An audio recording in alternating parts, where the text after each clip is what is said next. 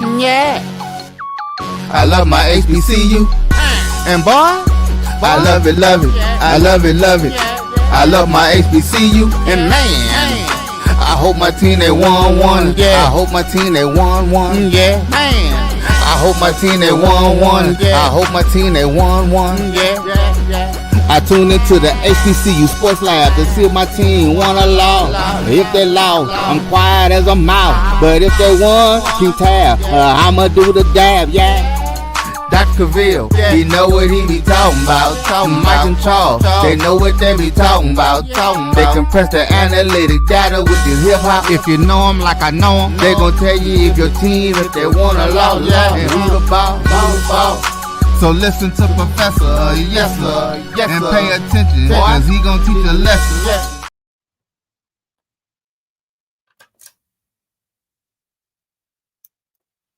This is Dr. Cavil with Inside the HBCU Sports Lab with Mike Washington, Charles Bishop. As you see, getting in here and get excited about the show today. Dr. Cavil's Inside the HBCU Sports Lab with Mike Washington, Charles Bishop. Mike Washington is back out on assignment. We did get him in Atlanta. I don't know if he still is a news flash and trying to recover like a lot of folks that made it down there this weekend. But with that being said, we will check on it. Welcome to episode 757 of Inside the HBCU Sports Lab radio show and podcast, the show that's covering the sporting HBCU diaspora, all things HBCU sports for institutions large and small, from the NEIA to the NCAA.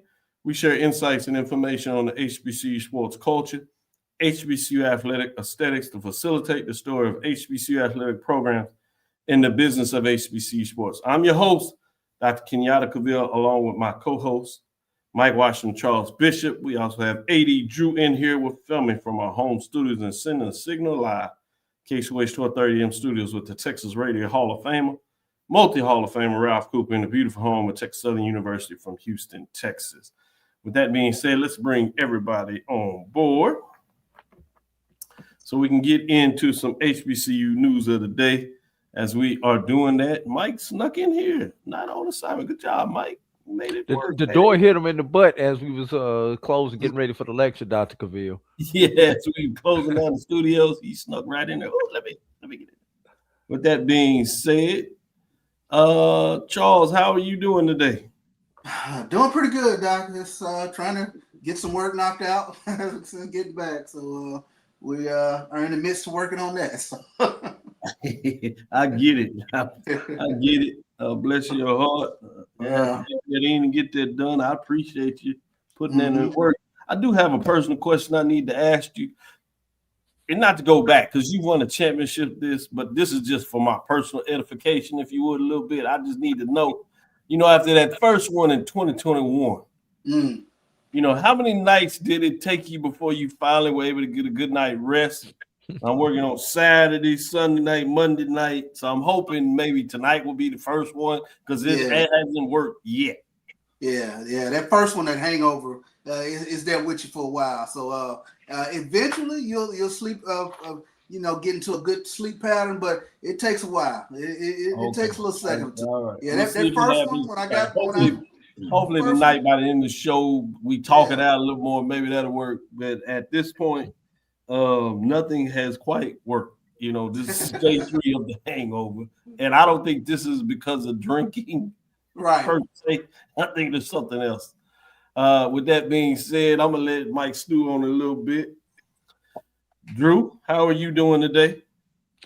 Doing fine. Dr. Cavil, you're in a place that luckily as a rattler, I have not had to be in. We only been there one time.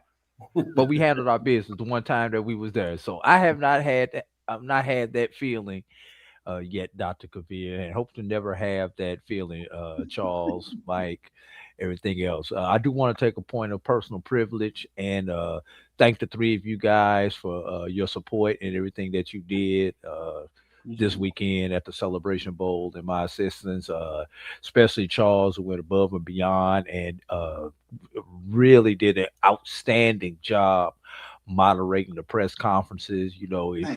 Those clips that a lot of you guys saw put out by the media. Charles was the one who was directing traffic in the room, making sure that those people actually got called on. So kudos to you, Charles Bishop. And my last thing is I pass it over to Mike. Last Wednesday was Whack-'em Wednesday. Today looks like it's going to be Termination Tuesday. At least in Atlanta, we can say that in Atlanta right now. So, yeah, it's kind of wild the one that happened today. Anybody looking for a good coach? I know one that is out there that just hit the market, and it's not because he's planning to go somewhere else. Somebody decided to make an early exit, so surprised about that. Albany State, and it's my understanding you're in the football business. Howard University, we just learned that they're in the football business, so.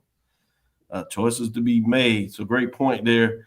I want to first say thank you for the acknowledgement. And ED, I thought you did a marvelous job in terms of handling a lot of things that were going on.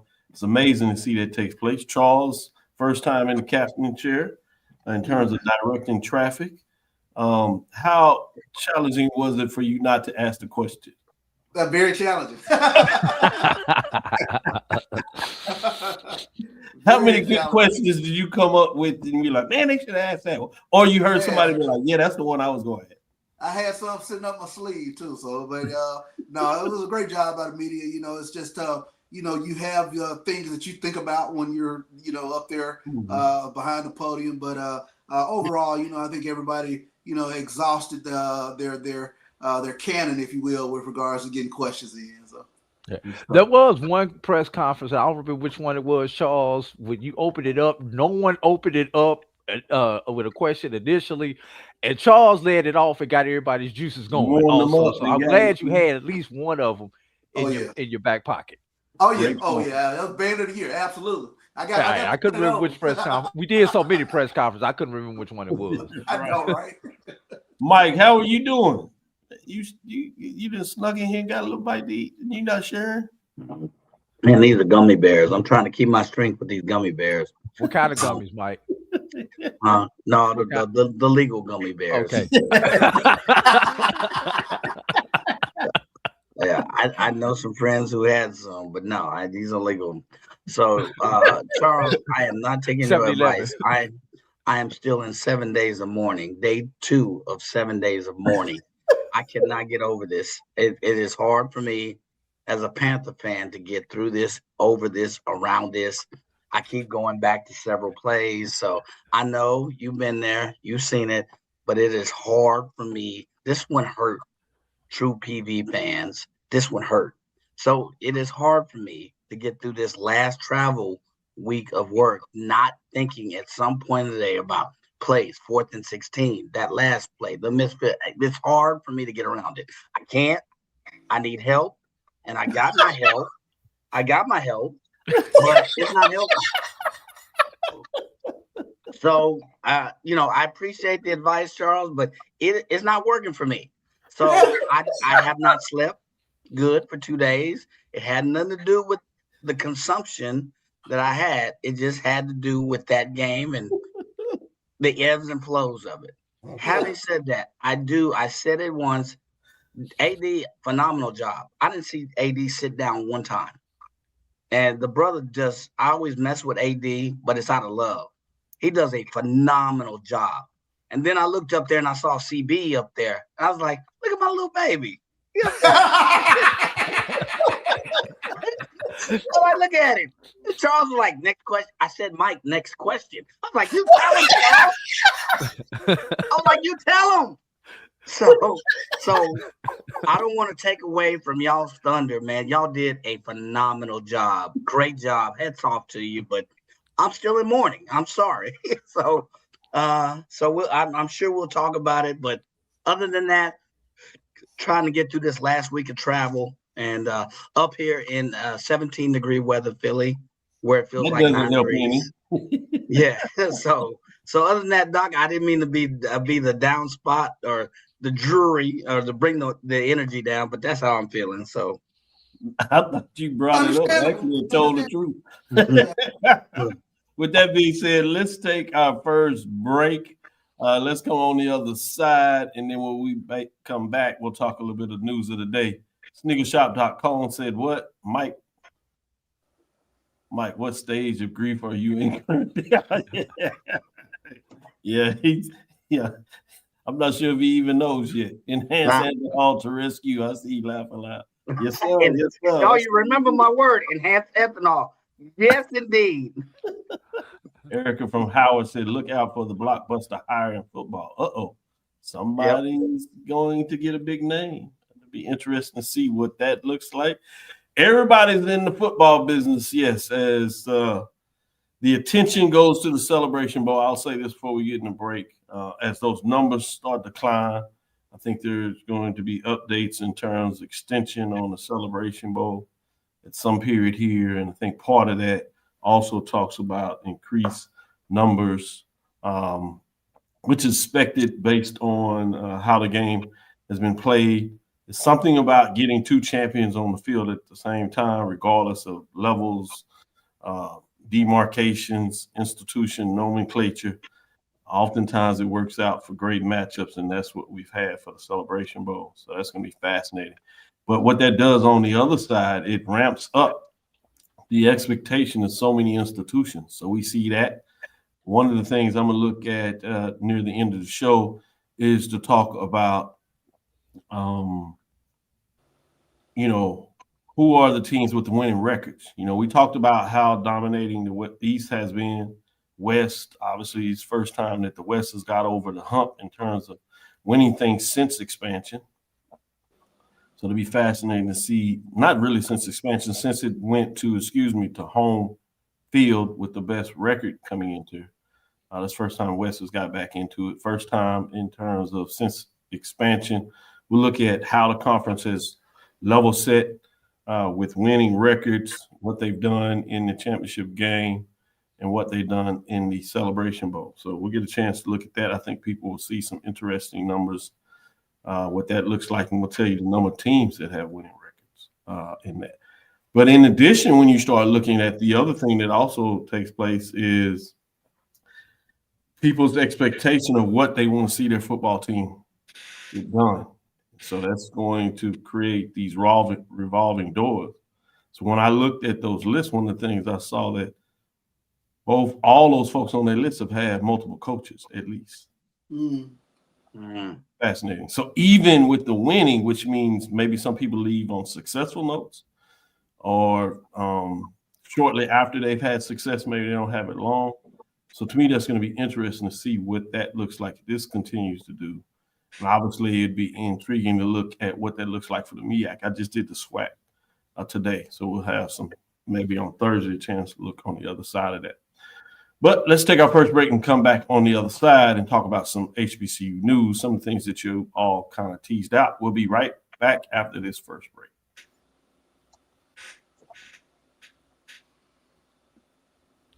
Give me a second, Mark. I'm froze for a second, y'all, so wait a minute. No problem. We'll keep rolling since that is the case. As you are seeking to get unstuck, I did want to talk a little bit about playing. So, wait a minute. Go ahead. Keep going. I am also talking about a little bit in regards to what that means in terms of the financial side of this. The financial side of the SWAC is extremely healthy. We've heard that in terms of the reports there. So it's going to be fascinating to see what that looks like and how that causes coaches and ADs and even presidents and chancellors to react. So with that, let's take our first break and come back on the other side and talk about some news. This is the Dean of the College of HBCU Sports, Kenyatta Cavil of Dr. Cavil's Inside the HBCU Sports Lab with Mike Washington and Charles Bishop.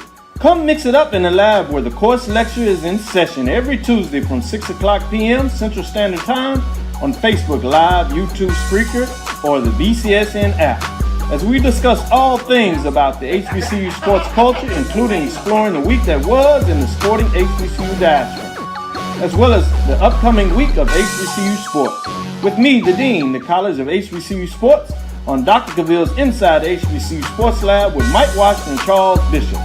Course lecture dismissed.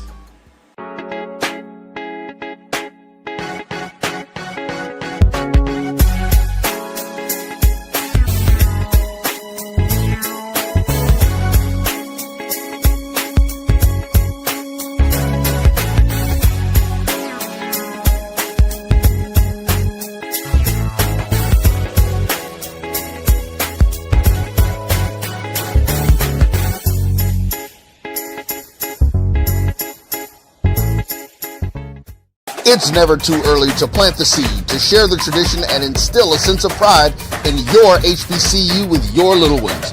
HBCU Pride and Joy Children's Boutique helps you share your school spirit with a wide selection of adorable kids apparel and accessories officially licensed from your favorite HBCU. Visit hbcupridejoy.com and follow us on all social media at HBCU Pride Joy on Facebook and Twitter. Compress the analytic data with your hip hop. If you know them like I know them, they gon' tell you if your team, if they want a law, and who the ball. So listen to Professor, yes sir, and pay attention, cause he gon' teach a lesson. This is Dr. Cavil with Inside the HBCU Sports Lab with Mike Washington, Charles Bishop, and A.D. Drew. With that being said, Charles, what's on your mind in terms of HBCU news? Yeah, well, I think we touched on it just a little bit there, but huge news coming out of Atlanta today is Clark Atlanta football coach Teddy Keaton, one of the best stories in HBCU football last season. And a year later, his time at Clark Atlanta has come to an end as Clark announced it has parted ways with Coach Keaton today after 2 seasons leading the Panthers. So that decision was made on today. So huge news coming out of Clark with regards to Teddy Keaton. Good stuff. Good stuff. Again, I'll reiterate that as you kind of tested out. Big news. Some coaching opportunities are out there. He's a good one. He won at Allen with a program that was being built. We started Clark Atlanta, had never won. Won last year, dipped it down a little bit this year, but it showed his threads.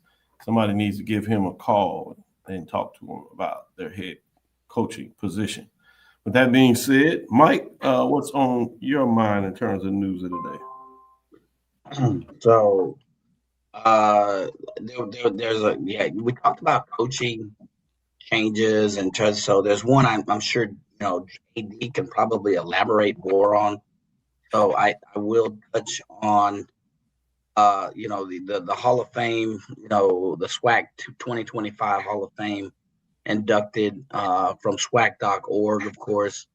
They inducted their 2025 SWAC Hall of Fame class on Friday, December 12th. That was this past Friday. The enshrinement ceremony was held at the Omni Hotel.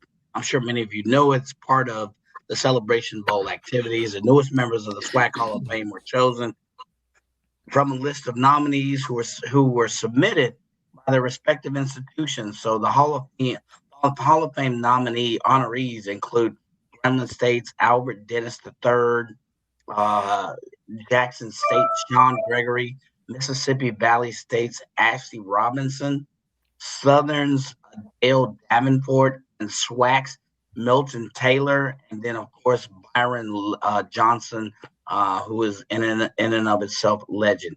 Don't know if we covered that, but that official announcement came out. So wanted to reiterate that if we've mentioned it before, but tremendous congratulations to these individuals. We mentioned it right after it was announced, but obviously they had that Friday night getting into the Celebration Bowl. So I think it's good to reiterate those folks that were honored that night. A shout out to all of the SWAC Hall of Famers that were admitted this year for 2025. But a special shout out to Ashley Robinson, because I just saw the big old grin on his face. That was hilarious. He was an unhappy individual. A lot of people obviously were happy, but it was just something about the type of smile he had on his face. Well deserved. Of that list, Ashley is probably the best dressed. But he's probably the best dressed. He's in the best dress Hall of Fame. Yes, indeed. Gotta give it to him. That is for sure. Shout out to Ashley, Vice President and Director of Athletics at Jackson State University. Might be having to head back to Atlanta this weekend for basketball, HBCU Basketball Classic. Maybe we get a chance to talk about that as well.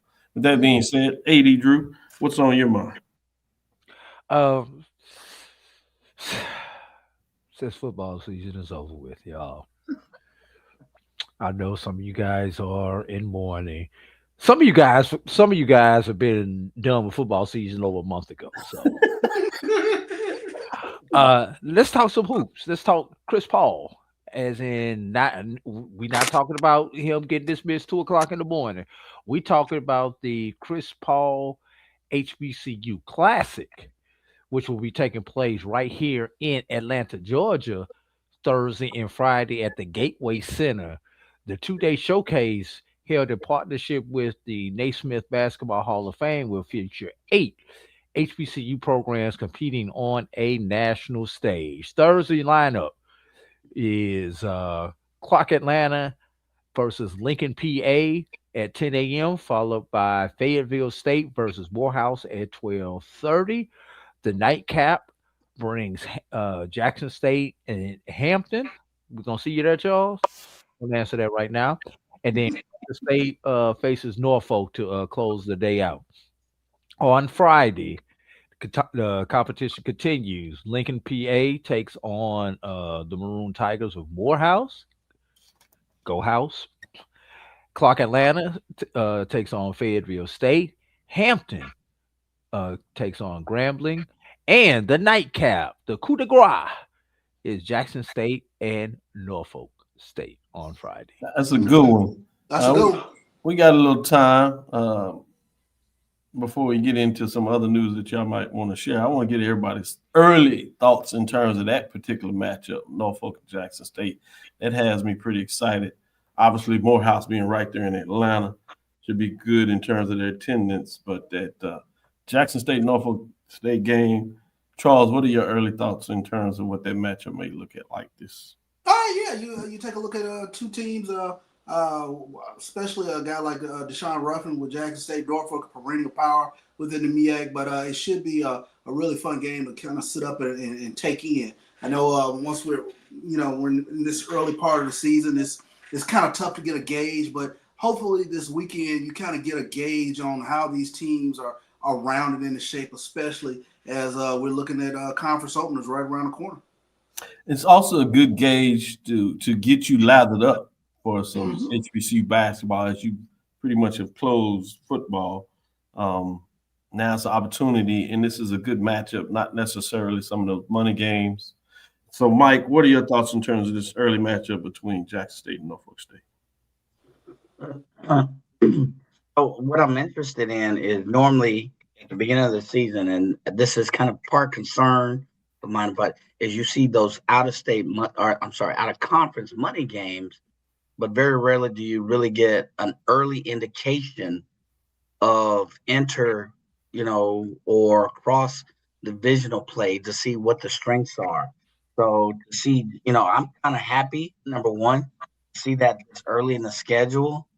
But I'd be interested to see, how Jackson State will perform, because early indications are, Jackson State's, you can't use early indications, but I'd like to see how that cross divisional, East, West, or cross, conference play will work out, who's prepared or whatever, because guarantee you at the end, we'll be talking about how did they fare at the very beginning of the season when these two teams played each other. Head-to-head's important. So I guess that's what I'm excited. I don't know if I have any specifics or details to play, but I'd be interested to see how competitive they are being cross-divisional, cross-conference games like this.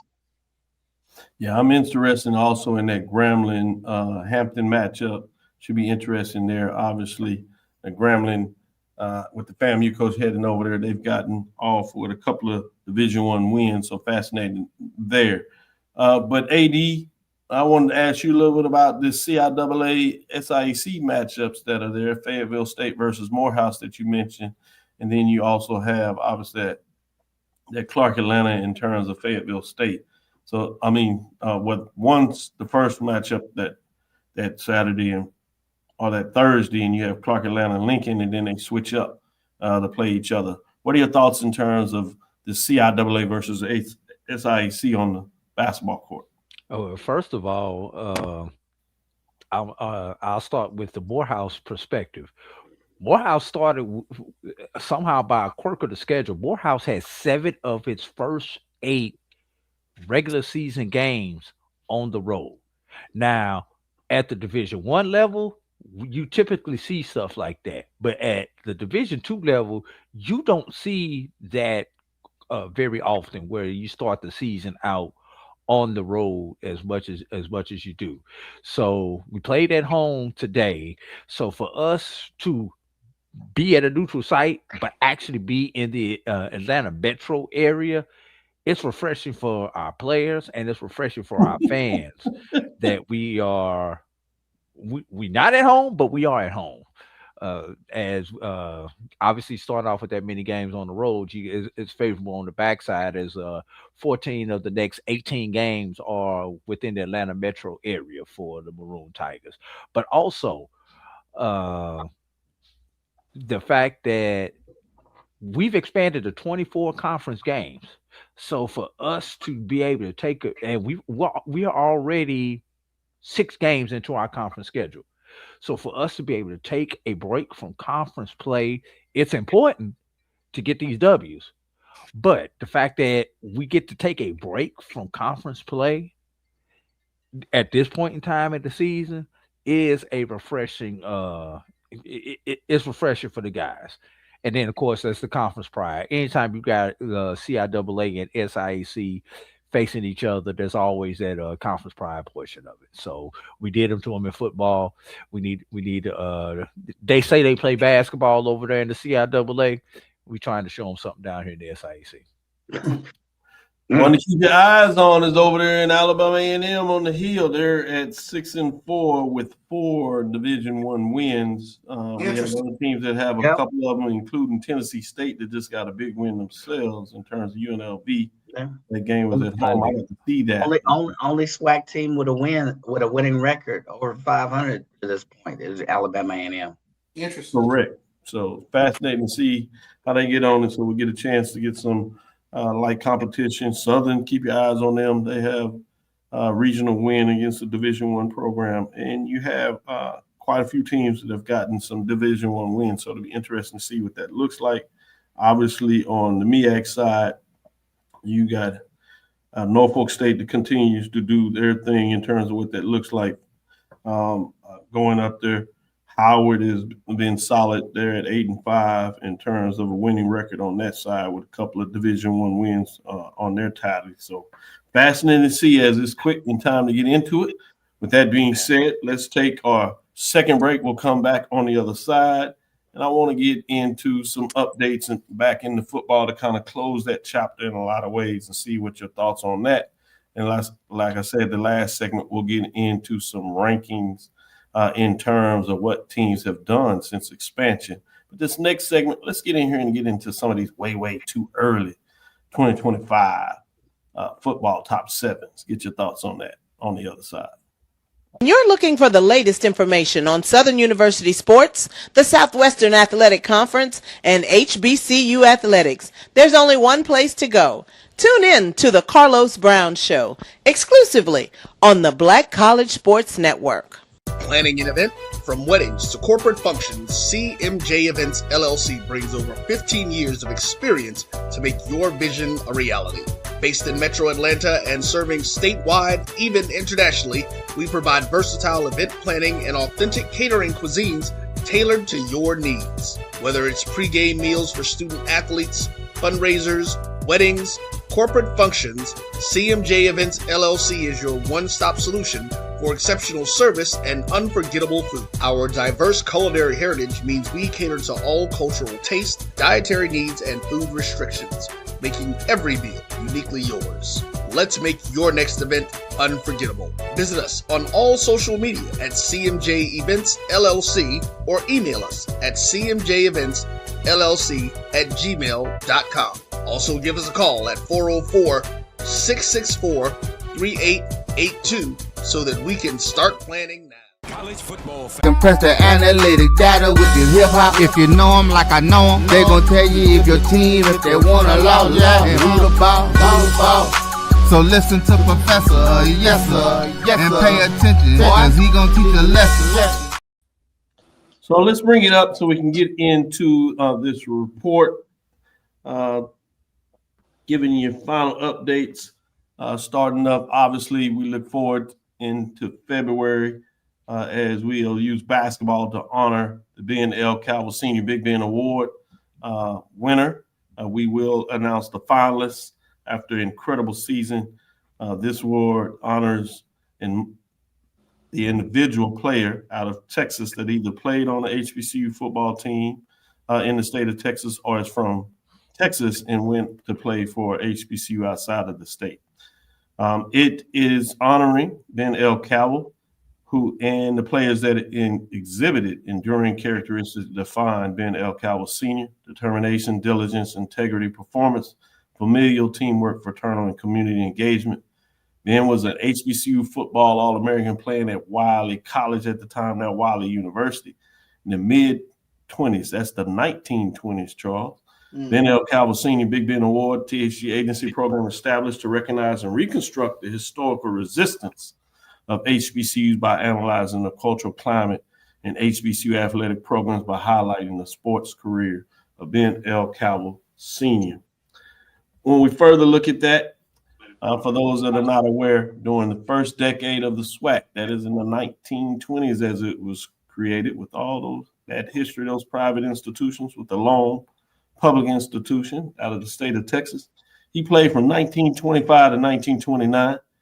Big Ben distinguished himself collegiately, academically, and fraternally as a member of Wiley College team as a SWAC All-American, champion, and Alpha Phi Alpha fraternity pledgee at that time. You could say that 1925, initiated in 1926. Yeah, they did that for a little bit of time there, Charles and Mike, in terms of how long you had to go through the gauntlet, I guess, while compiling championship stories, records, and national honors as an HBCU gridiron legend, as a fullback and a member, as they coined in the newspapers, Pittsburgh Courier and black newspapers, if you would. I called it Negro newspapers at the time in the state of Texas as well, Wildcat 11. He excelled outside the Eurocentric framing of the American football collegiate context of that era. Looking to see if I can push him and get him potentially in that SWAC Hall of Fame that we just talked about a little bit. We'll see if we can do a little bit of work there.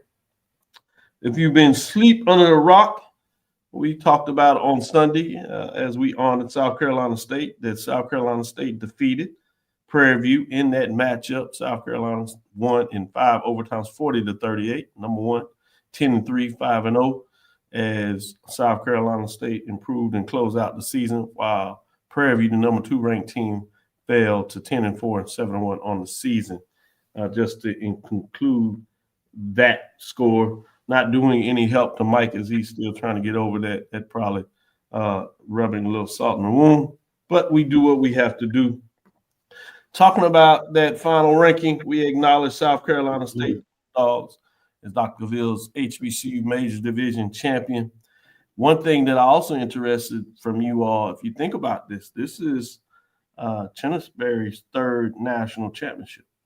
A lot of people were focused in terms of South Carolina State, but remember, we also acknowledge and name a mid-major champion, right? And so he won that mid-major championship in 22, 23 with the Benedict Tigers, and now 2 years later, he's a champion after playing for it last year. So 3 national championships in 4 years. You know, you talking about starting to stack the chips in terms of what you have done in HBCU early on. He's making the case. You know, we talked about TC Taylor right there in terms of making a huge statement where he was running and still on that trajectory. Obviously, we also talked about Willie Simmons, but now he's moved on. Trey Oliver, another one that's still in the mix right there in terms of what that looks like. You have to go back to Rod Broadway, Mike, 80. Yeah. He won back-to-back national championships as the CIAA head coach of North Carolina Central in 2005, 2006, and then turned around 2 years later and won it at Grambling State in 2008. That was before the Celebration Bowl, but he did, before he closed his career, he did get a chance to move on to North Carolina A&T and win it in the MEAC 2015.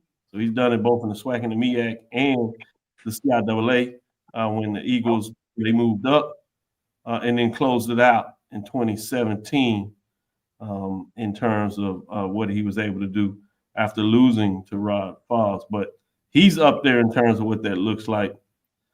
But there are not a lot of individuals that have been able to do it on both sides. Obviously, you have Frazier that won it in SWAC 2009, and now he might have a chance to look at doing it going back on the major, going the other side of it.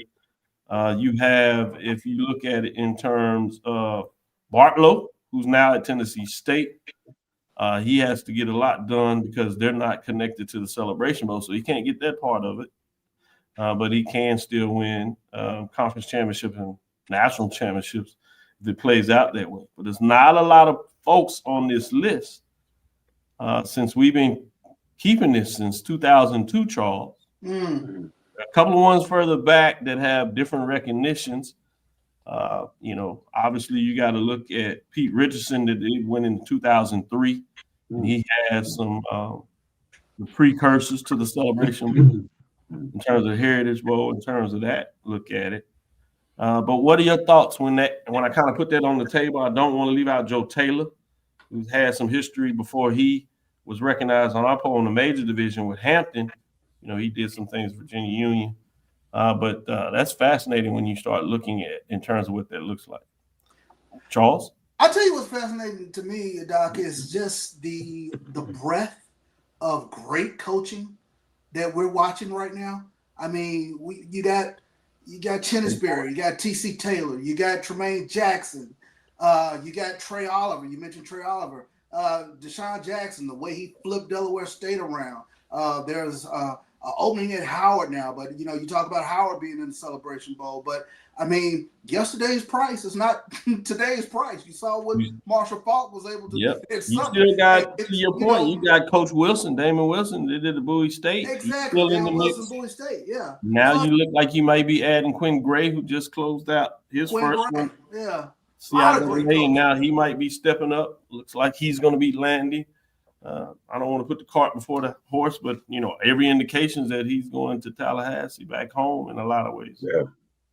So, Mike, what are your thoughts when you hear that breakdown in terms of specifically what Chinnisberry was able to do over the last 4 years? So I look at the coaching, and there's an interesting. I look at it from a different angle. There's an interesting dichotomy. You got those coaches who are coaching at the Division II ranks, who have stepped up and been very successful. Then you've got maybe one or two NFL ranked coaches that are stepping in. One is doing, really well in their first year. All have led to very good coaching. So to Charles's point, the competitive coaching, but I'm looking at kind of their pathway to get there and where they came from, their ranks. If you look at, and what do I mean that? For instance, I mean, if you look at, Rod, Rod, he finished 57-20 or something with the Aggies, 125-45 overall. He spent time with Grambling as well, but he had an interesting pedigree. And then, you look at his pathway to get there, and then you look at Tremaine Jackson, then you look at Chinnisberry, you look at their pathway to get there, and you wonder, with all this good coaching, is there a script for success, or is it just based on the individual? It's all good coaching, but that's just an arbitrary question. Is there a designated path for success, or is it based on the individual? Because all of the coaches you read off, Doc, were phenomenal, and there's a lot of them, but they all had slightly tweaked different paths. and that led them to, the SWAC or the MEAC at some point. So I'm interested in their path and how they got there. And is there, in this today and age, is there a designated path to get there? I think it's interesting, and you can take a little deeper look. I do want to shout out Connell Maynard with the 3 straight CIAA championships he had at Winston-Salem State, and then getting the championship in 2020. That was the COVID year with Alabama A&M Bulldogs, so he needs to be on that list. But yeah, it's fascinating. Rod Reed was able to do it at Tennessee State, which is extremely hard. One of the few independent, if you would, programs that was able to sneak in. Used to be the only one. Right, during that period of time. And this is from 2002 to 2025, so we're coming out on 20 years. So fascinating when you start looking at some of these individuals of what took place. 80 Drew, kind of hearing that, where is your mindset in terms of what we just dropped here? I mean, it's phenomenal. Like I say, we're in a unique era. We're in an era where success breeds success, especially with the movement that these players have. It's not like back when Rob Broadway won. You could watch, you could see a program coming. Right now, you don't know from year to year which program that is for. So for these coaches, we need to monitor and see the success in the future in this portal era, in this NIL era, and see if people can build their success when you basically turn it over 30, 40, 50% of your roster on a daily. It's different than a Pete Richardson or a Connell Maynard or a Rob Broadway, where we got a good class in this year. We knew we were going to see that quarterback. Wait for 2 years for him to develop, and by the time he's a junior, and then we bring another running back in behind him. So we're not going to see that. One name pre Dr. Cavil's poll. One name I want to throw out there though, Dr. Cavil. How about Billy Joe coming from the NAIA ranks, winning those national championships on the NAIA ranks, and then going on to Florida A&M and winning national championships at Florida A&M. Last thing, I'm gonna say this. I might be wrong before I started doing this. First, that's what I said. It was pre-Cavil poll. Doug Williams and Melvin Spears. I'm gonna put some names out there, but that's a great point when you start going a little further back. But I was gonna say this. Nowhere on my bingo card of all the FCS HBCU coaches that we have, would I have had Larry Scott as the one who went from the HBCU ranks straight to the P4 ranks. I would not have had that one on my bingo card. Yeah. I think you also got to be mindful that he was. I know he was, but before that. So oftentimes you do see that mix with them being able to jump back and forth. In a lot of ways, you kind of see that with Willie Simmons. Is another example lately where Larry Scott kind of continues that trend. Right. But you have North Carolina Central's coach in terms of what he does. Yeah. But those coaches had to take a gap before they did it. Larry Scott going directly from HBCU to P4. I would not have called that one without some type of gap. Well, actually, Willie Simmons took the same thing. He went because Larry Scott is not a head coach now. He's going to Auburn as an assistant coach. Yeah. Let me ask this question, Doc. How important is it to make sure that you separate out the errors? Because especially looking at coaches now, especially within the transfer portal time frame versus just going back maybe 5-6 years ago, how much does that change the framework of looking at the success of the coach? Exactly. I think it's going to be huge, specifically those that are looking at opportunities to get in these Hall of Fames, whether it's the Conference Hall of Fames or the Black College Football Hall of Fame. I think that's going to become more important. It kind of goes back to where we did the homework assignment when it came up of the Blue Bloods, to your point, and we broke that down. It would be a nice exercise to cross that Blue Blood era with this in terms of what that looks like. My educated guess is that I think it is going to be tremendously more difficult to get these multiple layers. That's one reason I wanted to kind of shout out Chennis Berry to doing it this early, 3 or 4 years in the environment. Now, some people say it might have helped him that he was able to take that pathway from Benedict Tigers where he had the success, transfer over where a lot more of those players could join him than in the past when you had those mixed. You didn't see that much of a leap. So it'd be interesting to see, for example, Quinn Gray, if all the indications what we're hearing, I know it's not official and I don't like to jump out there, but if he's able to go from Albany State and FAMU, can he do similar to what we see with Chinnisberry? That gives us a little more indication. Maybe that what Mike asked for was that question, what are the data points? That would be another indication that the data points that you can take a coach in this era where you can do transfers, where you can do it. I think in a lot of ways you have to look at Coach Jackson, even though it was at what I refer to as historically white college university. He took a similar pathway, right, where he took those players. Some of those players came with him, had transfer portal, kept some players, were able to use his success, his philosophy, and win the conference and make a run in the Celebration Bowl. So I think we're kind of early, but these data points are going to be fascinating. One that it didn't work out for was Coach Wilson, that dominated at that level. He literally had 3 championships in 4 years.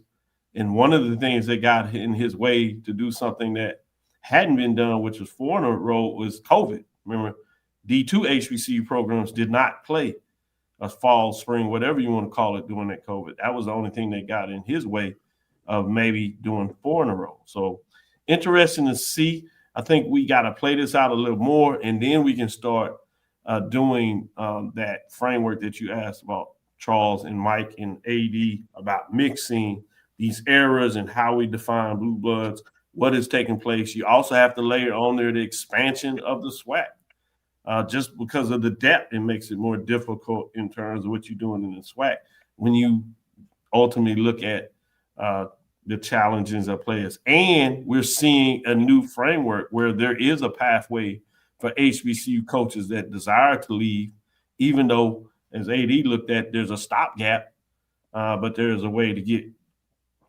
to head coaching position if some coaches desire. So that's going to be fascinating to see how that affects this, that you're not just looking at coaches have long runs. When we get to our next slide, in terms of the next segment, we'll get a chance to see that indication of teams that were able to navigate, for the most part, at least winning records of what that looks like. But let's take our last break. We'll come back on the other side, talk about these way too early polls, and then get into some data and some other crunching to get you all going. Great dialogue in terms of your thoughts on ultimate Chinnisberry finding a way to get it done. 3 and 4 years. Yeah, on that. We'll be right back after this break.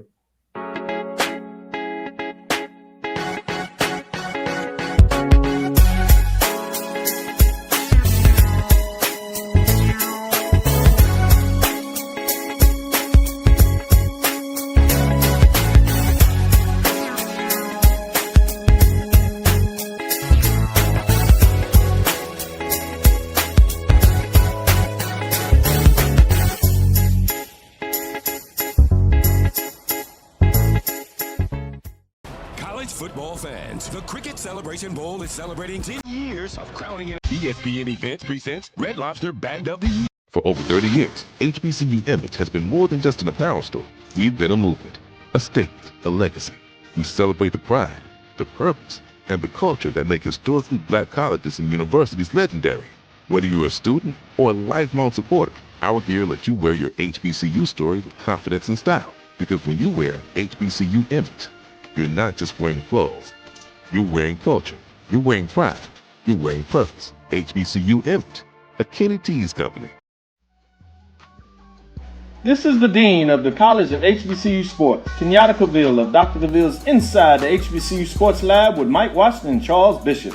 Come mix it up in the lab where the course lecture is in session every Tuesday from 6 o'clock p.m. Central Standard Time on Facebook Live, YouTube Spreaker, or the BCSN app, as we discuss all things about the HBCU sports culture, including exploring the week that was in the sporting HBCU diaspora, as well as the upcoming week of HBCU sports. With me, the Dean, the College of HBCU Sports, on Dr. Cavill's Inside the HBCU Sports Lab with Mike Washington and Charles Bishop. Course lecture this. Compress the analytic data with your hip hop. If you know them like I know them, they gon' tell you if your team, if they want to lose, and who the ball.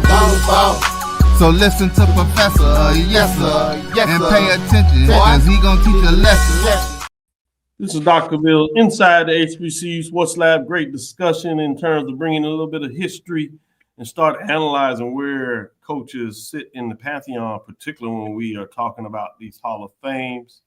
When you talk about legacies and what that looks like, it's fascinating. We see that a tad bit when you think about the Champions Dinner that we were able to do a show and show some of the folks. One part of that is not only recognizing the teams, but there's an added caveat that Executive Director John Grant has put on that, where the winner earns the coveted now red jacket. Yeah. And it is I like that. coveted the fact that all of the coaches came back, except for Fobbs.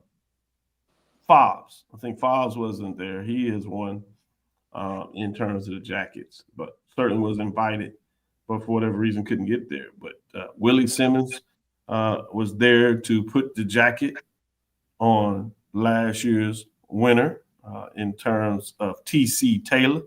T.C. Taylor was very excited and appreciative. And found a way to make sure that he could actually say Prairie A&M University's name correctly. So you had to go there instead of Village, but that's another thing. Any reason? You would imagine, AD, that was a little sensitive to some of the people. I was at a table when that gaffe happened, passing out something. And I'm passing it out, and she said that, and I say, "Ooh!" Everybody at the table just looked up and looked at the stage like.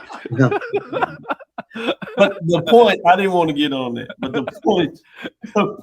the point that I wanted to really was recognize these jackets, and you seen them throughout the game. They stayed around. The red jacket. I happened to see them walking back to the hotel. Yes, the red jackets. Which was any reason why we got to go with red? I mean, it's in the color scheme. It's the part of the It's in the color scheme. Trying to wear purple, and now you're looking at red jackets too. Mike, I'm sorry, black and gold are not in the Celebration Bowl color scheme. Okay, they should be. Why not? Ask Executive Director. And you know, Mike will ask. But with that being said, and you had the fact that you had a Hall of Fame-esque announcement with former Commissioner Dr. Dennis Thomas getting his jacket as they talk about color schemes. Maybe that's the one that could have been black and gold, but it was. Yeah, it was. So anyway, another discussion another day. But let's get into this from a SWAC perspective. Since SWAC expansion in 2021, small sample size, it is 5 years, as we had the 10th anniversary, halfway through this 10th anniversary of the Cricket Celebration Bowl. You bring up that slide, which should be around the next one. It's going to look at 5 teams in terms of these teams, and I'm going to give you their record. In conference play, Charles. These are the only teams that have been able to have winning records over the 5 years that we've had conference expansion. This is the right one? Alcorn State Braves. Yeah, this is the right one. Okay. Alcorn State Braves, who are 21-19 in their 40 games played over the last 5 years. You have Southern Jaguars that are 24-16 over the last 4 years. Prairie A&M Panthers are 27-13 over the last 5 years, 40 games. Florida A&M 31-9, and Jackson State has dominated with a record of 36-4 over that period of time. The next line is actually conference championships. Jackson State has 3 of them over that 5-year period, FAMU has won. Prairie View has won conference championship. And while Alcorn State and the Southern Jaguars have winning records, with the 0, it's obvious that they haven't had the fortune of championship game.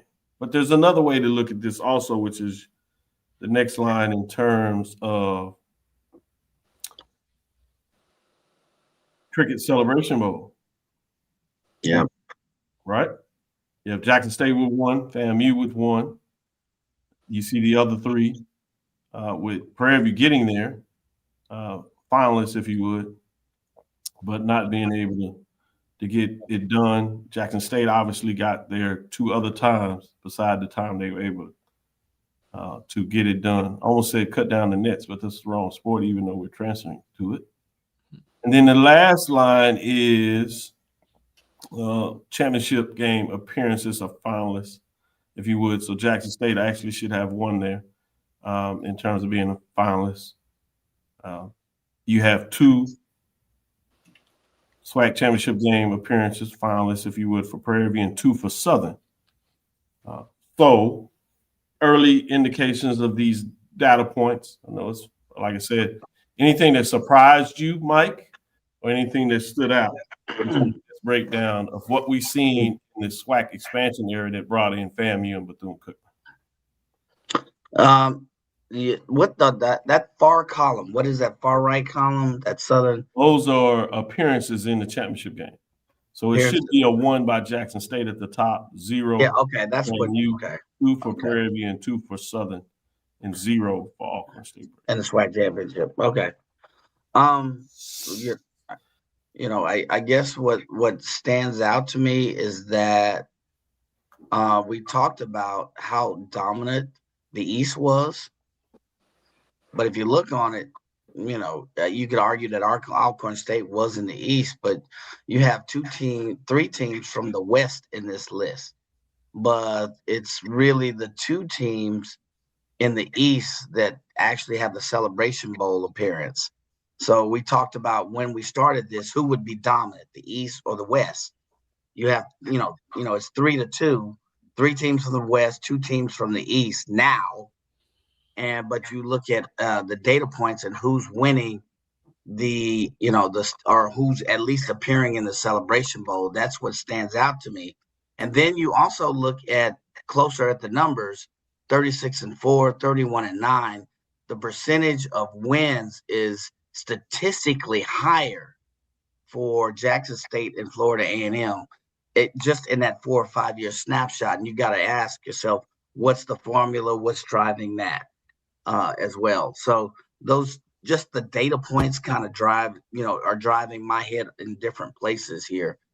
You got 3, and then you saw this last year. Could there be a potential shift and what's happening in the West and who potentially can not only be in the championship, but represent the SWAC in the Celebration Bowl? Fascinating breakdown there from Mike. A lot of information there to take in. The other thing, AD, is I bring up here that's fascinating me with all these teams having winning records. Jackson State has 2 coaches, has had 2 coaches during this period. FAMU has had 2 coaches during this period. Prairie View's had 3 coaches during this period. Yes.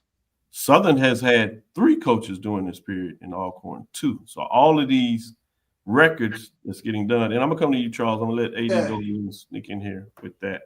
What are your thoughts from this data that is provided? I just go back and think pre-expansion when Alcorn State was the class of the SWAC, when what was it, 3 consecutive, 3 and 4 years, something like that. When Alcorn State, it was basically the back half of the teams was Alcorn and Grambling. AD, you asked the question, so folks put out there. They went 6 straight years. Winning 4 titles in those 6 straight years. Yeah. 2 straight, and they lost 2 straight, and then they came back and won 2 straight. Right. Because it was during that time, it was Alcorn and Grambling seemed like the two most dominant teams. So as we switch over to this decade, and I look at these records, Dr. Cavil, and I think about Florida A&M, 31-9. Over half of them occurred this year, Dr. Cavil, which Yep. really shows the dominance that Florida A&M had. Jackson State, majority of those 4 losses occurred in TC Taylor's first year. So let's think about the dominance that those teams had in those other 4 years. Yeah, I think if you're not careful though, when you think about Prairie and Southern, it's the same thing. I was getting ready to get. They have one bad year that has really piled up the losses, but the this other year, 4 years, well, this year for Southern, but last year for Prairie. Yeah, so it's both of them. So just putting it in there. So it's interesting. You're right that you look at it. One bad year. Yep. And the other 4. And here's the other thing. As I get ready to close out and pass this to Charles, we're halfway through the decade, Mike. So we actually have enough data to make this stuff statistically significant because we are at the halfway point of the decade. Right. We have 5 complete seasons of expansion, and I know that's part of the reason Dr. Cavil wanted to present this. That's 5 years of the 10-year schedule, composite schedule. Yeah. So looking forward to it. And the only last thing, you're supposed to have 6 and 6, considering that there are 12 teams in the SWAC that we're looking at. So I'm curious about that number 6 team and how far they are below that Mendoza line, that 500 line. That's a very good point. Yeah, it's Alabama State and A&M right in that mix, and they're like essentially they're like 19 and 21, 17 and what is that, 23? When you talk about where they are, so they're below the Mendoza line. Good question when you talk about who are those other programs, and Grambling is right in that mix in the same framework. Those are the 3. Everything else kind of drops out, bottoms out, but those 3 are the ones that are in the mix around that number. Yeah. I thought about Grambling as well because they actually have a win in the championship, but they're not in the top 5. Well, they actually during this era they have not been. You're right. In this era, they have not. You're right. Yeah. That's why I wanted to make it specific because you go back, it changes the formula because you have less teams. So I wanted to really do it since expansion. And we'll kind of keep a gaze at what this looks like. As Charles really pointed out, what does it look like in this specific era? And how do you judge this era against other coaches and what they did in their era? Charles, final thoughts here. Yeah, I'm really looking at and this is really fascinating to me, because that's what the doctor and the professor does. Then you know, when you get ready to get your class, and I go in the lab. Sometimes I get lucky. You can make a hard argument. Yeah, that this is as dominant a time as any in Jackson State football. Oh yeah, for sure. We go back to 1985 to 1989. There's a 28-game SWAC win streak, but I'm curious. Over 40 games, whether we've seen whether Jackson State fans have seen anything like this. So I'm literally, I've got my computer pulled up over here, and I'm trying to go through it real fast. But I'm fascinated because I did not realize that it was as dominant over 40 games as it has been. That is, in this, as one part that you can add on to this, Charles, that simplifies any of your work. The conference is literally as large, which means as deep in terms of teams, and certainly could argue in terms of the depth of the teams and coaches and players as ever for sure. There's no doubt about that. This is wow. It's startling to take a look at. I knew it was a hell of a run, but I did not recognize over 40 games. This is where it is. This is really fascinating to look at, and I'm literally going back through the 70s and 80s as quickly as I can, to try to see where they are over 40 games here. You're welcome. Which to me also points out what's interesting, what Ashley Robinson has been able to do, which is besides Southern, one of the few programs here that can talk about the consistency on the AD side.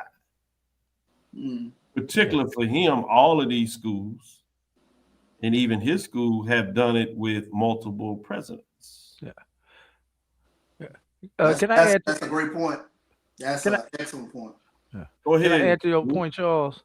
I think that statement that you said, looking at the dominance of a Jackson State or any of these programs, I think each one of these programs can go back and take a real hard look and see if there's another era in their program history that they had this type of run. I think about my alma mater. I think about the Billy Joe era, and I also think about the '70s. Did we have this type of run during those eras? Southern, I think about Pete Richardson. Hey, we just saw a dominance with Alcorn with the 6 consecutive championship appearances. Was it that dominant as we see with Jackson State? Prairie View back in the 50s and 60s. I think the difference I say is that's a good one. You look at Pete Richardson. That was one coach. Here you're going back to an era where you had 2 to 3 coaches over That's there. Another good point. Good point. As I said, in multiple ADs except for Jackson State. Yeah, my point of reference was sprinting all the way back to Bob Hill and then working my way up through W.C. Gordon. And it's fascinating. And get this, I think Emmett Jones pointed out too. Let's not forget what John Merritt was doing at Tennessee State as well, because I'm curious where Tennessee State kind of falls into this as well. So I realize it's a swag, but I would just. Well, I mean, it's fair because we need to look at MEAC too. To put them in play in terms of what that looks like. But would MEAC be skewed in a different sense because as the SWAC got larger, the MEAC got essentially. I think you have to put that in the factor. Absolutely, you have contracted. Yeah, you have to talk about that factor.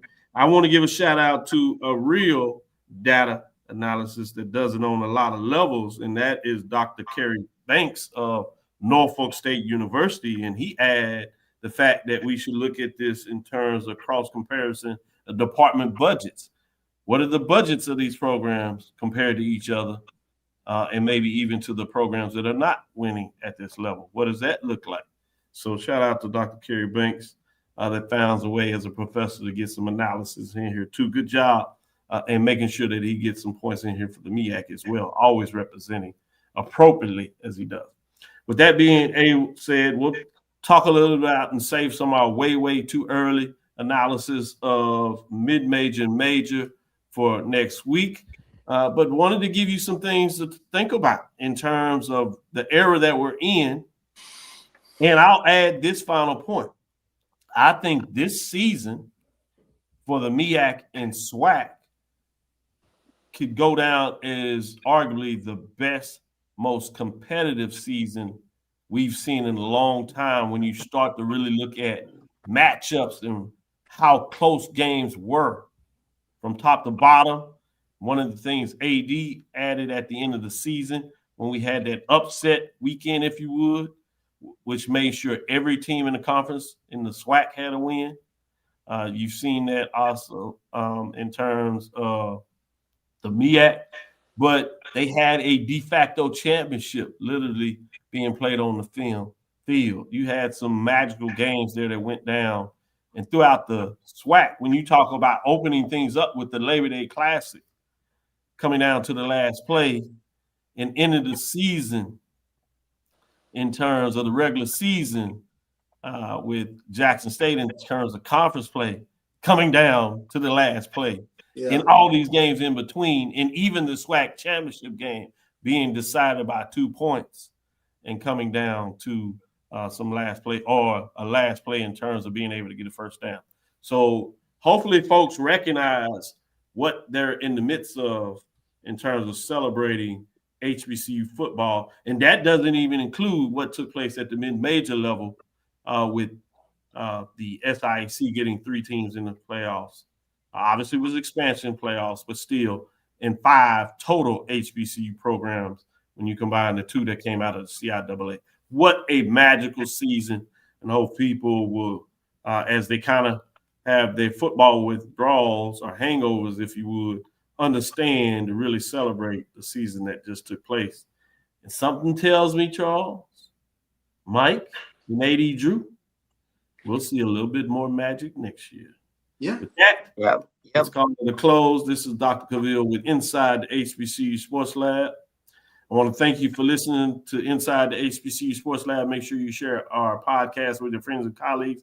I am Dr. Kenyatta Cavil, the Dean of HBCU Sports, coming from inside the lab in the College of HBCU Sports with Mike Washington, Charles Bishop. That's what we do right here. We give you the HBCU sports business in different ways.